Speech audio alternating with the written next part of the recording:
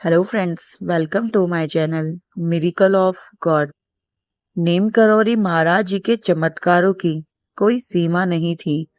बाबा के होते हुए भी और महाराज जी के महासमाधि लेने के बाद भी महाराज जी अपने चमत्कार भक्तों को दिखाया करते थे। तो आज जानते हैं महाराज जी की महासमाधि के बाद जब श्री सिद्धि माँ जी ये सारा कार्यभार कैंची धाम का संभालती हैं और जया प्रसाद जी उनके साथ एकांतवास में जाती हैं, तीर्थ यात्राएं करती हैं, तो उनके साथ और क्या क्या चमत्कार हुए जानिए मेरी इस वीडियो में। वीडियो को एंड तक जरूर देखिएगा ताकि नीम करोरी महाराज जी, सिद्धि माँ के जितने भी आश्रम हैं वह इतने चमत्कारी क्यों हैं, उनमें ऐसा क्या है, ये सब मैं आपको बताऊंगी।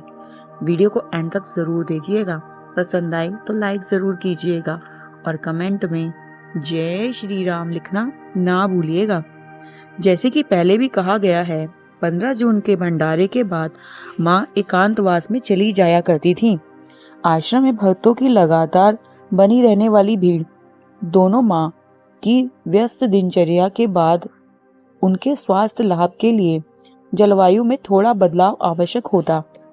आश्रम से ही माँ दूर जाने के कारण यह होता कि कैंची में माँ के प्रस्थान के बाद लोगों का आगमन बहुत कम हो जाया करता था, जिससे आश्रम के कर्मचारियों को भी थोड़ा विश्राम मिल जाता था। एकांतवास के दिनों में माँ नियमित रूप से प्रायःकाल जंगलों में घूमने जाती। 80 के दशक में आखिरी वर्षों में एक बार एकांतवास के लिए निर्धारित समय में कुछ विलंब हो गया।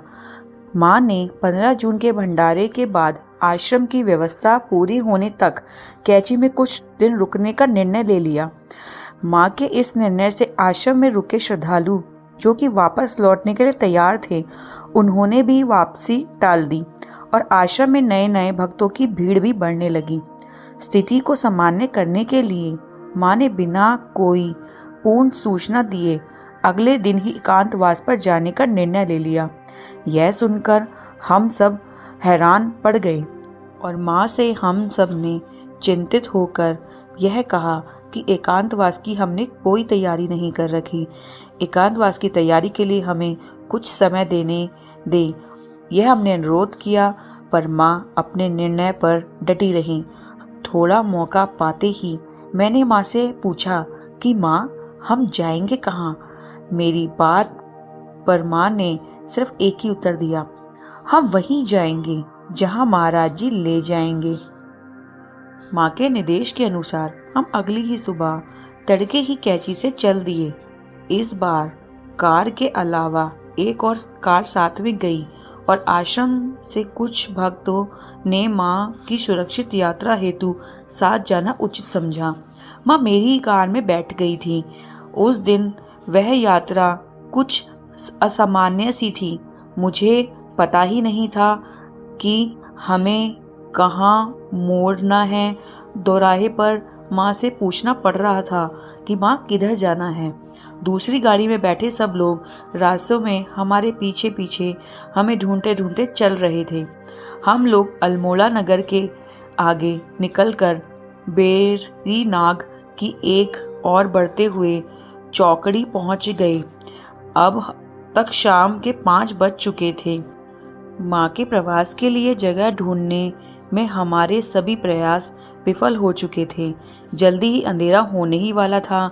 दिन भर की यात्रा से उत्पन्न थकान और माँ के रात्रि विश्राम की अभी तक कोई समुचित व्यवस्था ना होने के कारण हम सब चिंतित भी थे। इतने में ही माँ ने हम लोगों को अपने पास बुलाकर कहा कि चौकड़ी से कुछ किलोमीटर आगे जाकर कोटमनिया में एक हनुमान मंदिर है। उस मंदिर के पुजारी पंडित ईश्वरी दत्त महाराज जी के भक्त हैं। माँ ने सबको वहीं चलने को कहा। चौकड़ी से कोटमनिया की दूरी लगभग 3 किलोमीटर थी। जल्दी जल्दी हम कोटमनिया पहुंच गए। यह एक सुनसान क्षेत्र था। यहाँ सड़क के किनारे एक किराना और चाय समोसे की छोटी दुकानें के अतिरिक्त कुछ ना था और थोड़ा आगे जाकर एक मंदिर दिखाई दिया। ऐसा लग रहा था जैसे कि वहाँ कोई आयोजन हो रहा हो। गांव की महिलाएं रंग बिरंगे कपड़े पहने, साड़ी पहने, धोती कुर्ता पहने, पुरुष वर्ग, बच्चे भी एकत्रित थे। जैसे कि हमारी ही गाड़ी मंदिर के निकट पहुंची, उन सब का उत्साह और बढ़ गया। हमारे वहां पहुंचते ही सबने मिलकर जल्दी जल्दी एक तिब्बती कालीन बिछाया।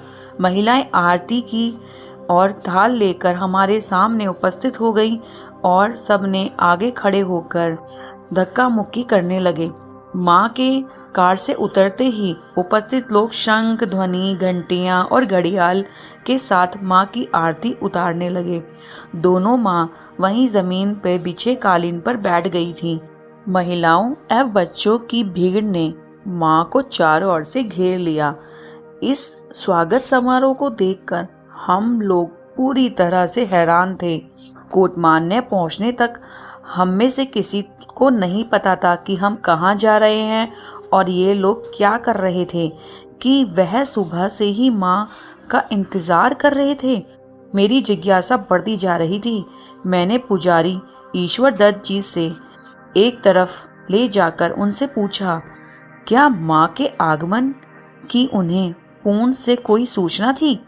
पुजारी जी ने यह सुनकर मुस्कुराए और बड़े ही गर्व से कहने लगे, पिछली रात महाराज जी उनके स्वप्न में आए थे। महाराज जी ने उनसे कहा था कि सुबह दोनों माँ कोटमान्य आएंगी। महाराज जी ने उन्हें दोनों माँ के लिए व्यवस्था करने का आदेश दिया और यही नहीं, यह भी कहा कि माँ के लिए 2 तख्त लगा देना। मंदिर में बैठकर हमने स्टील के गिलास में अदरक की चाय पी और इसके बाद हमारी दिन भर की थकान दूर हो गई। यहाँ से वापस सड़क के किनारे उन्हीं दोनों दुकानों के पास गए। यहाँ से कुछ सीढ़ी उतरने के बाद नए बने 2 कमरे बरामदे में पहुंचे। एक कमरे में 2 तख्त लगे हुए थे जिसमें गांधी आश्रम की रजाइयां और कंबल बिछे हुए थे। कमरे के एक कोने में छोटी चौकी रखी हुई थी जो कि माँ के राम नाम लिखने के मेज के लिए उपयुक्त थी। दूसरे कमरे में और लोगों के रहने की व्यवस्था थी। उस दिन पंडित जी के घर में प्रसाद पाकर सबने रात में विश्राम किया। साथ ही अन्य लोग दूसरे दिन कैंची लौट आए। कोटमान्य में रहते हुए हमने अगले 3 सप्ताह प्राकृतिक की सुंदर गोद में बिताए। चारों ओर सीढ़ीनुमा खेत की हरियाली फैली हुई थी। जगह जगह पहाड़ों से सुंदर झरने नीचे गिर रहे थे। इन्हीं झरनों के नीचे हम प्रतिदिन स्नान किया करते। मुझे याद है एक दिन माँ ने पहाड़ी की एक ढलान पर बैठी प्राकृतिक आनंद ले रही थी। अचानक उस ढलान से नीचे से कल कल शब्द की आवाज आई। जब मैंने उस आवाज के स्रोत की खोज की तो देखा समीप में पानी का एक स्रोत धरती से बाहर आने के लिए संघर्ष कर रहा है। गुरु पूर्णिमा पर्व के निकट आते ही माँ ने कैंची लौटने का निर्णय लिया। मध्य जुलाई का महीना था। मॉनसून का आगमन हो चुका था।